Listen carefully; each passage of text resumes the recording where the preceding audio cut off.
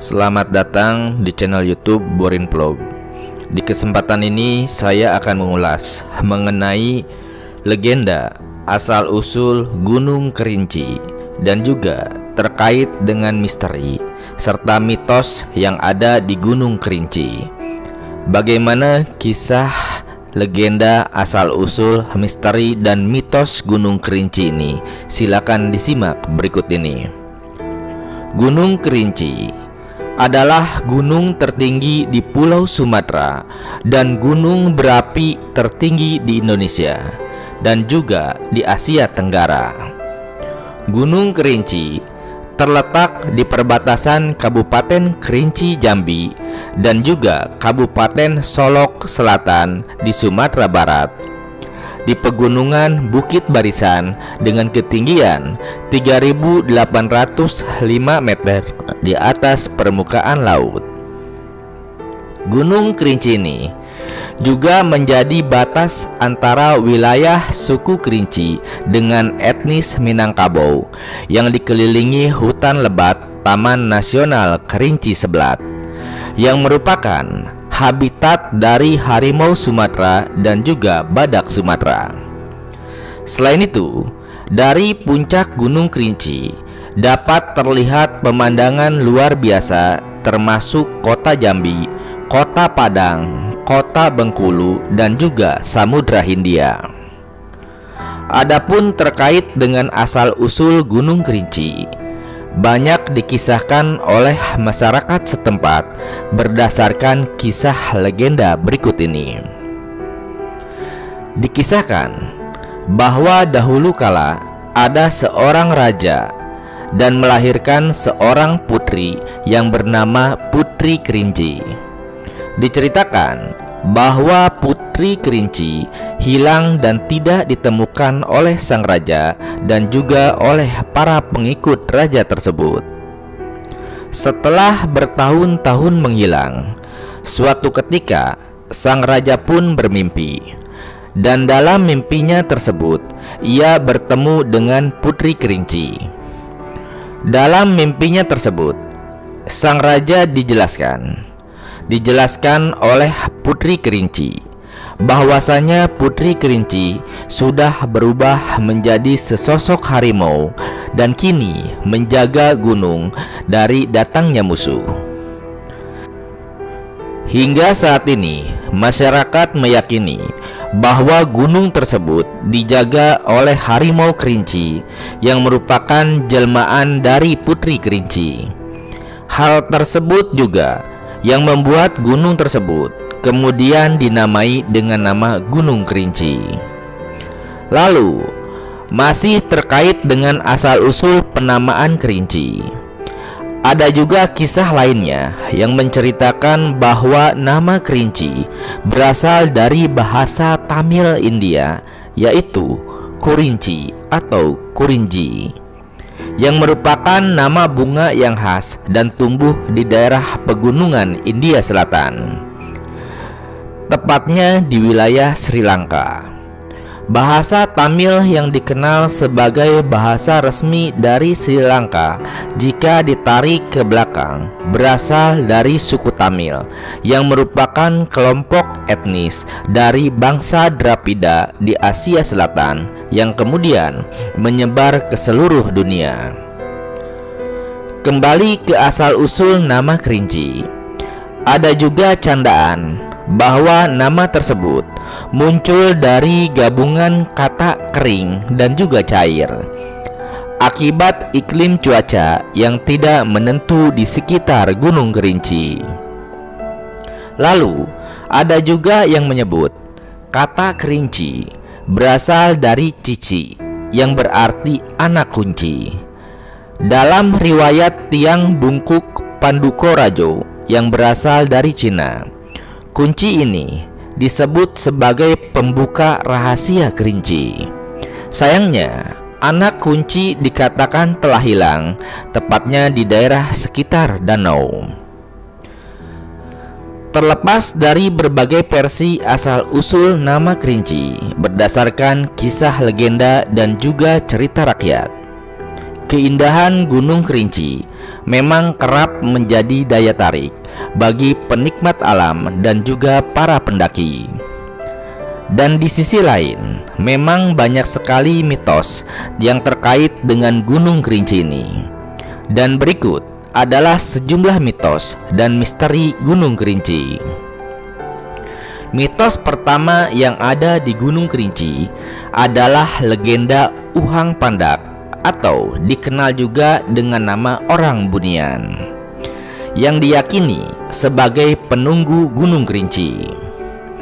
Masyarakat Kerinci meyakini bahwa di dalam Gunung Kerinci terdapat kehidupan selain kehidupan manusia biasa, yang mana mereka disebut Uhang Pandak. Kepercayaan ini memunculkan larangan bagi para pendaki gunung agar tidak merusak alam dan selalu mendaki bersama kelompok mereka. Mereka dilarang untuk mendaki sendirian dan diharapkan memiliki niat baik saat mendaki. Jika aturan-aturan ini tidak diikuti, konsekuensinya dapat mengakibatkan hal-hal yang tidak terduga, bahkan di luar nalar.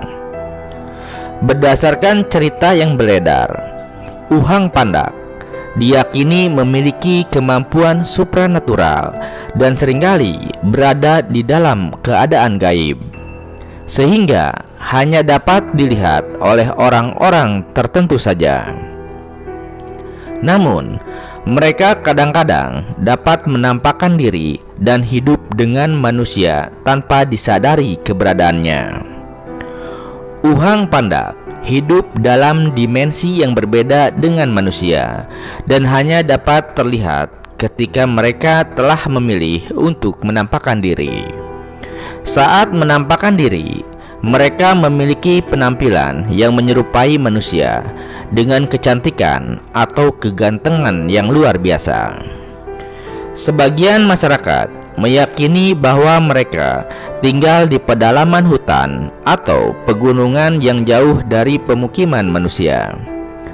Ada juga yang berpendapat bahwa mereka seringkali tinggal di tempat-tempat terpencil dan juga rumah-rumah kosong yang sudah lama ditinggalkan oleh pemiliknya, sehingga para pemilik rumah akan menjual atau menutup lahan yang disinggahi.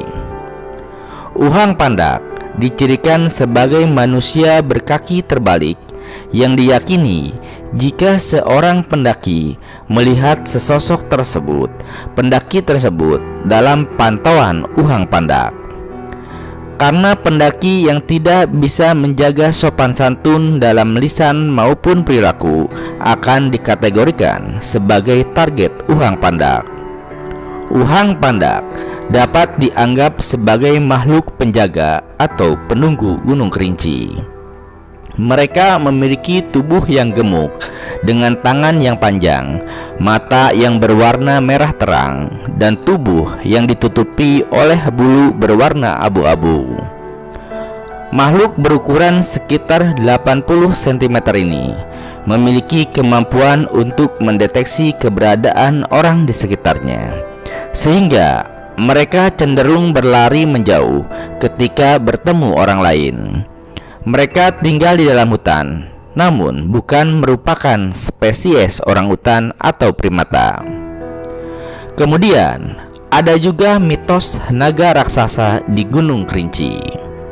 Selain orang pendek Uhang Pandak, masyarakat setempat di sekitar Gunung Kerinci juga meyakini bahwa ada sesosok naga raksasa yang mendiami kawasan Gunung Kerinci. Hal ini berdasarkan sebuah cerita atau kisah legenda terkait dengan naga raksasa di Gunung Kerinci. Dan berikut adalah kisahnya. Alkisah, di kaki Gunung Kerinci, pada masa lalu hiduplah kakak beradik yatim piatu. Sang kakak bernama Calungga dan adiknya bernama Calupat. Calungga berwatak pemarah, namun gagah dan juga pemberani. Berbeda dengan Calupat yang dikenal bijak, cerdas dan juga ramah. Keduanya mendapat warisan berupa batu pusaka. Calungga mendapat batu pusaka berwarna merah delima, sementara milik Calupat berwarna putih. Dan suatu hari, saat tengah berburu di tengah hutan, Calungga menemukan sebuah benda yang berkilauan. Setelah didekati, benda itu ternyata adalah sebuah telur raksasa. Calungga lantas membawa telur itu pulang untuk diperlihatkan kepada Calupat. Tentu saja Calupat terkejut menemukan telur yang aneh tersebut. Calupat merasa telur tersebut bukan telur biasa dan meminta agar Calungga berhati-hati terhadap telur tersebut. Namun Calungga justru marah dan menyebut adiknya penakut. Rasa penasaran Calungga membuatnya nekat ingin mencoba bagaimana rasa telur tersebut. Saat Calupat tidak di rumah, Calungga lantas memasak telur itu dan lalu memakannya hingga habis. Benar saja, firasat dari sang adik. Hal aneh pun terjadi setelah Calungga selesai makan telur tersebut. Ia merasa sangat haus sehingga tanpa sadar telah menghabiskan semua persediaan air di dalam rumahnya. Calungga pun kemudian berlari ke arah sungai untuk meredakan rasa hausnya. Anehnya, walau Calungga telah meminum begitu banyak air hingga sungai itu kering, hausnya pun belum berkurang. Tidak beberapa lama, tubuh Calungga justru berubah memanjang dan kulitnya ditumbuhi sisik yang besar dan juga berkilau. Ternyata ia telah berubah menjadi seekor naga yang besar. Sejak hari itu, Calungga dan Calupat harus terpisah. Calungga yang berubah menjadi naga harus mencari rumah baru karena gubuk yang mereka tempati terlalu kecil. Dengan kekuatannya, Calungga merapal mantra yang membuat bumi berguncang disertai datangnya hujan badai. Tidak lama kemudian, terbentuklah danau yang menjadi rumah baru bagi Calungga. Sang adik, yaitu Calupat yang merasa kesepian, seringkali berkunjung ke Danau Gedang, rumah Calungga yang telah berubah menjadi naga. Namun, ia selalu bersedih ketika harus kembali ke rumah dan hidup sebatang kara di tengah belantara. Suatu hari, Calupat memberanikan diri untuk meminta kepada kakaknya agar mengantar dirinya ke sebuah dusun yang berada jauh di hilir. Calupat ingin tinggal di sana agar dirinya tidak lagi merasa kesepian.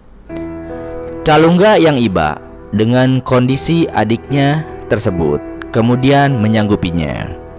Disuruhnya Calupat untuk segera naik ke atas tubuhnya. Perjalanan itu harus melewati sebuah aliran sungai yang sempit. Namun, tubuh naga Calungga yang besar membuat aliran sungai yang sempit itu kemudian berubah menjadi sebuah cekungan besar.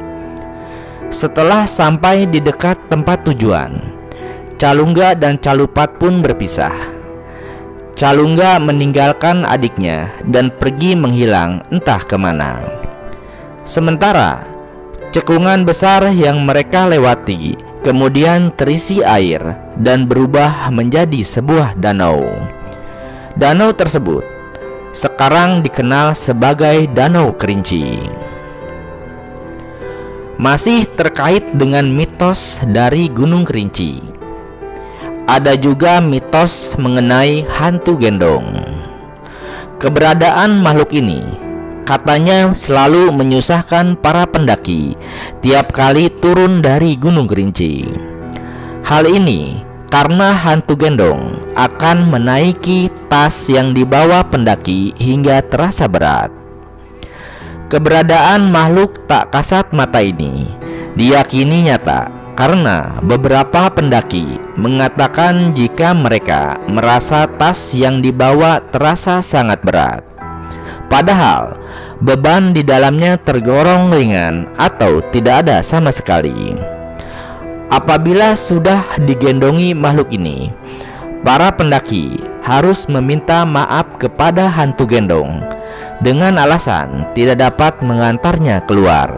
Sebab jika tidak meminta maaf, beban tas akan terasa semakin berat serta berpotensi menyebabkan si pendaki tertinggal dan juga bahkan menghilang.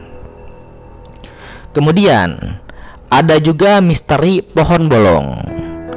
Di Gunung Kerinci terdapat sebuah pohon besar dengan lubang di sisinya yang terletak di sebelah kanan jalur pendakian, tepatnya antara pos 3 dan juga shelter 1. Jalur pendakian menuju shelter 2 juga melewati hutan yang sangat hijau.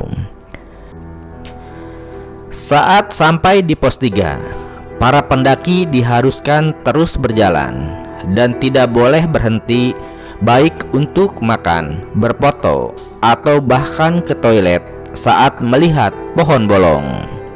Pohon tersebut dipercaya digunakan untuk menyimpan mayat pendaki yang telah meninggal. Kemudian ada juga mitos terkait larangan jam 12. Salah satu legenda Gunung Kerinci yaitu larangan pada pukul 12 siang. Orang-orang Kerinci meyakini bahwa waktu tersebut makhluk yang tinggal di Gunung Kerinci menggunakan sumber air di wilayah tersebut. Oleh karena itu, manusia sebaiknya tidak disarankan untuk mandi, minum, atau bermain air pada saat itu. Jika masih bersikeras melakukannya, mereka akan mengalami masalah perut, baik itu perut sakit ataupun mules setelah pukul atau jam 12 siang tersebut. Kemudian ada juga mitos dan juga misteri mengenai pintu rimba. Bagi mereka yang belum memahaminya, pintu rimba adalah wilayah yang memisahkan daerah pertanian penduduk dan juga hutan di Gunung Kerinci. Tempat ini terletak pada ketinggian 1.800 meter di atas permukaan laut. Terdapat juga legenda yang berkembang tentang lokasi ini. Menurut cerita dari penduduk sekitar, seorang wanita seringkali muncul di sana. Wanita tersebut disebut tidak pernah menampilkan wajahnya dan selalu mengenakan pakaian berwarna putih. Kemudian masih mengenai kisah misteri dan juga legenda yang ada di Gunung Kerinci, yaitu terkait dengan Cindaku atau manusia harimau. Mitos Gunung Kerinci yang terakhir adalah keberadaan Cindaku. Mereka bukanlah manusia biasa, melainkan berwujud setengah manusia dan setengah harimau. Legenda ini tidak hanya populer di Jambi, tetapi juga sampai ke Malaysia. Asal mula Cindaku berawal dari sosok bernama Tingkas. Ia adalah kelompok orang yang memiliki kedekatan ikatan batin dengan harimau. Dipercaya bahwa Tingkas dulunya telah berjasa membantu masyarakat Kerinci. Salah satunya adalah dalam melestarikan hutan. Orang Kerinci percaya jika Cindaku memiliki kekuatan magis. Kekuatan tersebut berasal dari adat turun-temurun di desa Kerinci. Dengan kekuatan itu, mereka menjadi penjaga Gunung Kerinci. Perlu diketahui pula, Cindaku juga mampu berubah menjadi harimau. Mereka akan berubah wujud jika marah atau merasa terancam. Akan tetapi, kesaktian itu hanya berlaku di kawasan Gunung Kerinci saja.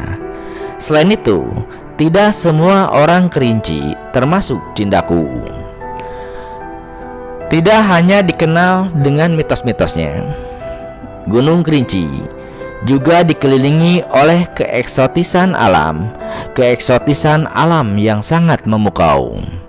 Danau Gunung Tujuh yang terletak di kawasan Gunung Tujuh menawarkan pemandangan indah yang tidak bisa dilupakan. Ketika menjelajahi sekitar Gunung Kerinci, akan ditemukan sekitar 15 danau, termasuk Danau Kerinci dan Danau Gunung Tujuh. Danau Kerinci yang memiliki luas sebesar 4.200 hektar terletak pada ketinggian 650 meter di atas permukaan laut dan menjadi tuan rumah dari Festival Danau Kerinci. Danau Kerinci adalah danau terbesar di Kabupaten Kerinci, terletak 16 km di selatan kota Sungai Penuh dan terbagi di antara Kecamatan Keliling Danau dan juga Kecamatan Danau Kerinci. Danau Kerinci adalah danau vulkanik dengan kedalaman 110 meter dan memiliki peran penting dalam memenuhi kebutuhan air, baik untuk pertanian dan juga air minum bagi masyarakat di sekitar Gunung Kerinci. Sedangkan Danau Gunung Tujuh merupakan danau kaldera yang terbentuk di atas gunung berapi yang telah mati dan dikelilingi oleh 7 puncak. Merupakan danau tertinggi di Asia Tenggara dengan ketinggian mencapai 1996 meter. Lokasi Danau Gunung Tujuh terletak di Desa Pelompek, Kabupaten Kerinci, Provinsi Jambi. Terletak di sekitar Gunung Tujuh, tepat di belakang Gunung Kerinci. Gunung Tujuh masuk dalam kawasan Taman Nasional Kerinci Seblat dan terdaftar sebagai situs warisan dunia UNESCO.